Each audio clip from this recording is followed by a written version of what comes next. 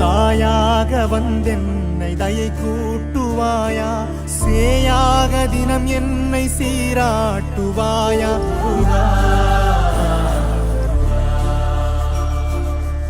உலகெங்கிலும் வாழும் கடகராசி நேயர்களுக்கு உங்கள் செல்வகாரத்துக்கு நண்பு கலந்த வணக்கங்கள். தை மாதம் ஒரு அற்புதமான ஒரு நல்ல மாதம். தை பிறந்தால் வழிபிறக்கும்னு சொல்லக்கூடிய ஒரு நல்ல அற்புதமான மாதம். இந்த வார்த்தைக்கான அர்த்தம் என்ன அப்படின்னா, அந்த தை மாதத்தில் பொறுத்த வரைக்கும் சூரிய பகவான் மகர ராசியில் சஞ்சரிப்பார். உங்கள் ராசிக்கு 7வது வீடு. இந்த 7வது வீடு அப்படிங்கிறது வந்து பார்த்திங்கன்னா சனியுடைய வீடு. அந்த சனியுடைய வீட்டில் உங்கள் 2 குடை சூரிய பகவான் 7ல் நிற்கிறார். அப்போ அது இல்லாமல் பார்த்தீங்கன்னா உங்கள் ராசிக்கு 12 குடையனும் ராசிக்கு 3 குடையுமான புதன் அந்த வீட்டில் இணைகிறாரு. அது இல்லாமல் பார்த்தீங்கன்னா செவ்வாய் பகவான் வந்து இணைகிறார்.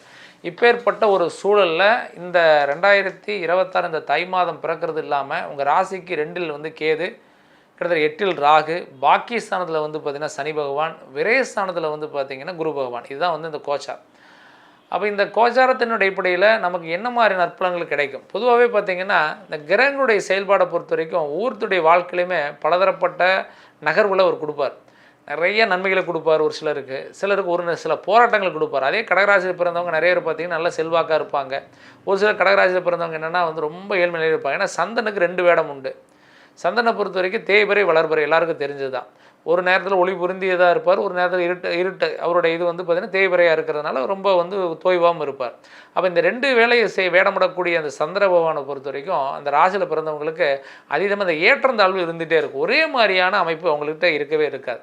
அதனால தான் வந்து பார்த்திங்கன்னா நீங்கள் எதை செய்தாலுமே அதில் வந்து நிறைய ரிஸ்க்கை சந்திக்கிறதுக்கான காரணம். இந்த தை மாதத்தில் வந்து பார்த்திங்கன்னா அந்த ரிஸ்க் கொஞ்சம் கம்மியாகுமா அப்படின்னு சொன்னால் 7ல் வந்து பார்த்திங்கன்னா சூரிய பகவான் இருக்கிறார். அப்போ கண்டிப்பாக என்ன பண்ணும் அப்படின்னா, உங்களால் முடியாத ஒரு சில காரியங்கள் இந்த நேரத்தில் கண்டிப்பாக முடிப்பீங்க. ரொம்ப நாள் தடைப்பட்ட சில காரியங்களை நடத்தி முடிக்கிறதுக்கான வாய்ப்புகள் இருக்குது. அதீதமாக பார்த்திங்கன்னா இந்த 2ல் கேது குழப்பங்கள் ஒரு பக்கம் இருந்துகிட்டே இருக்கும். ஒரு மாதிரி நீங்களே என்ன பண்ணுவீங்க அப்படின்னா, முடியாதுங்கிற மாதிரி நீங்களே உங்களை வந்து சில காரியங்கள் பண்ணாமல் தடை பண்ணிகிட்டே இருப்பீங்க. அந்த வேலையை மட்டும் நீங்கள் செய்யாதீங்க. ஏன்னா அந்த கிரகத்துடைய வீக்னஸுக்கு இடம் கொடுத்தோம்னு சொன்னால் நம்மளை என்ன பண்ணணும் அப்படின்னா அதை பண்ணவே விடாது. அப்போ இந்த நேரத்தை பொறுத்த வரைக்கும் நீங்கள் என்ன பண்ணணும் அப்படின்னா உங்களை பாசிட்டிவாக நீங்கள் வச்சுக்கணும்.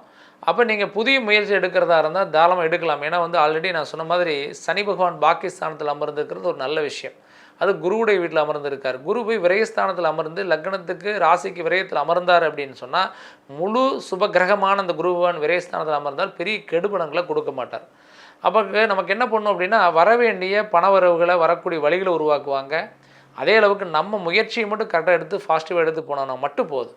அப்போ இந்த நேரத்தில் பிஸ்னஸ் பண்ணுறது, ஆல்ரெடி நீங்கள் வந்து பிஸ்னஸ் பண்ணி அதில் ஏதாவது பெரிய முதலீடுகளோ அல்லது அந்த பிஸ்னஸ் ஆல்ட்ரு பண்ணணும்னு நினச்சி ஏதாவது ஒரு கடனை வாங்கி போட்டு அதை பண்ணணும்னு நினைக்கிறதோ, அல்லது வந்து பார்த்திங்கன்னா வேறு ஏதாவது ஒரு கூட்டாளியோட சேர்ந்து தொழில் செய்கிறதோ அல்லது நண்பரோட சேர்ந்து தொழில் செய்கிறதோ எதுவாக இருந்தாலும் சரி, இந்த நேரங்களில் அந்த மாதிரியான விஷயங்களை தாராளமாக நீங்கள் எடுத்து பண்ணலாம். அதுவும் வந்து நான் சொன்ன மாதிரி திட்டமிடலோட உங்களை பாசிட்டிவாக நீங்கள் வச்சுட்டு இந்த காரியத்தை பண்ணலாம்.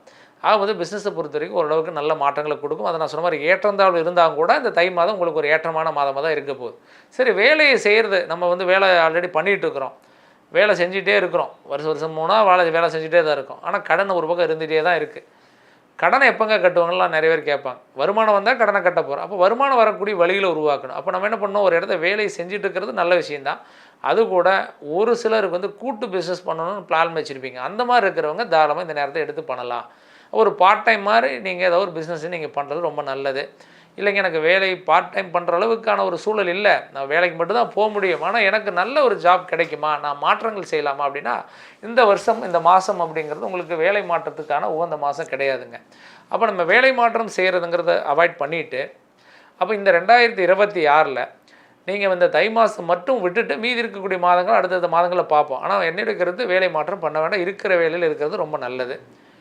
அரசு வேலையில் இருக்கிறவங்களுக்கு நல்ல நன்மைகள் ஏற்படும். அதே மெயினாக வந்து பார்த்திங்கன்னா இந்த சூரியன் செவ்வாய் புதனுடைய இணைவு கண்டிப்பாக உங்களுக்கு ஒரு நல்ல சப்போர்ட் கிடைக்கும். அரசு சார்ந்த சப்போர்ட் ரொம்ப நல்லாயிருக்கும்.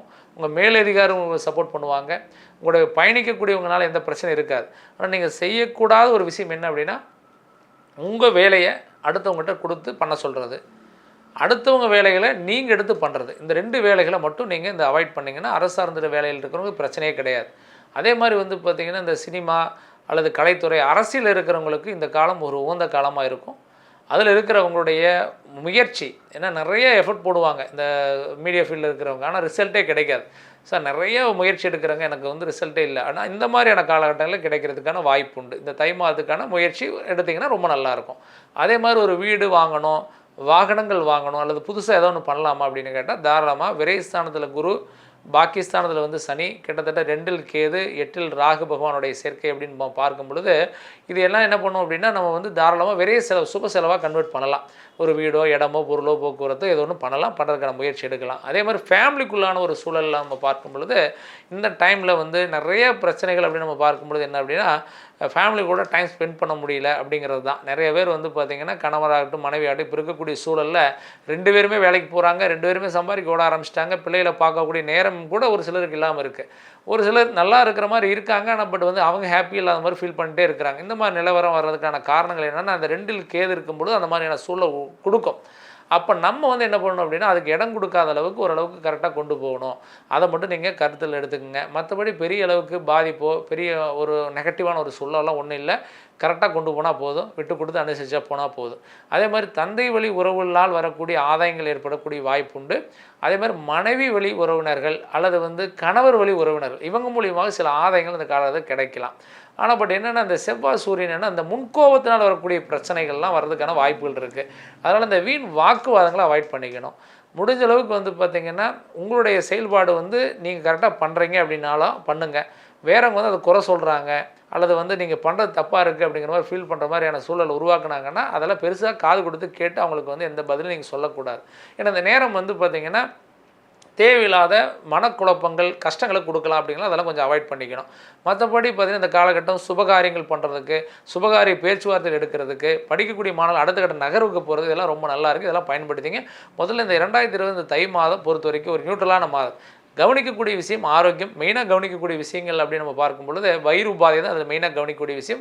2வது வந்து பார்த்திங்கன்னா இந்த பின்னாடி வந்து முதுகு தண்டுவட ப்ராப்ளங்கள் ஆல்ரெடி இருக்குது உங்களுக்கு அப்படின்னா அதெல்லாம் கொஞ்சம் கேர்ஃபுல்லாக பார்த்துங்க. மற்றபடி பெரிய பாதிப்புலாம் ஒன்றும் இல்லை. கவனமாக இருந்தால் இந்த 2026 இந்த தை மாதம் நல்ல மாதமாக இருக்கும். தைரியமாக இருங்க.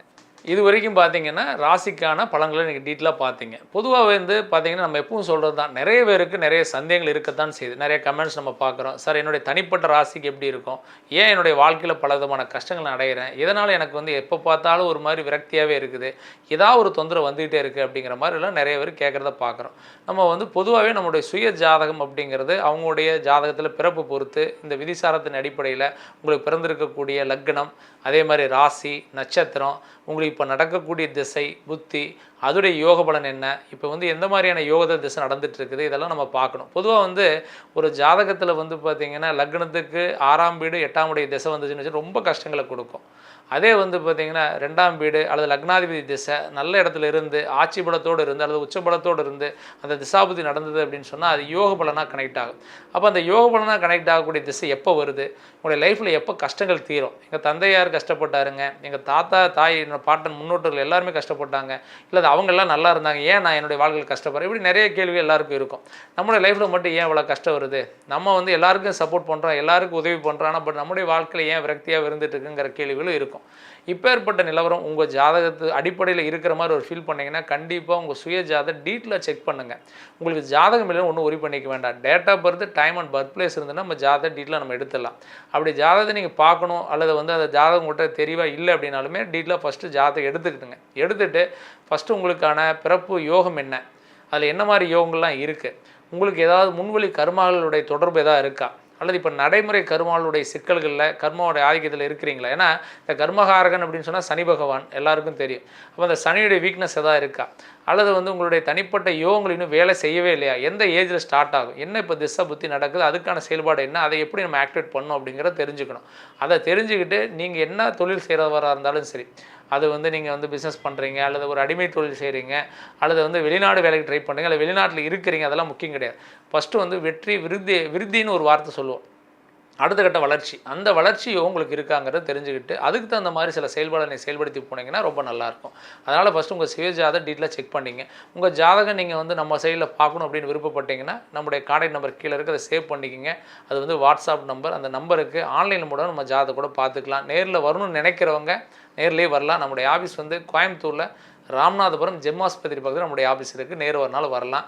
கண்டிப்பாக எல்லாருடைய வாழ்க்கையிலும் பல மாற்றங்கள் காத்துக்கிட்டு தான் இருக்குது. அதை கரெக்டான முறையில் எந்த நேரத்தை யூஸ் பண்ணி அடுத்த கட்ட நகருக்கு போகிறோங்கிறது மிக முக்கியம். கண்டிப்பாக ஒரு நல்லது ஒரு வாழ்க்கை உங்களுக்கு கிடைக்குங்கிற ஒரு பிரார்த்தனையோடு அடுத்த ஒரு நல்லது ஒரு வீடியோவில் சந்திக்கிறேன். நன்றி, வணக்கம்.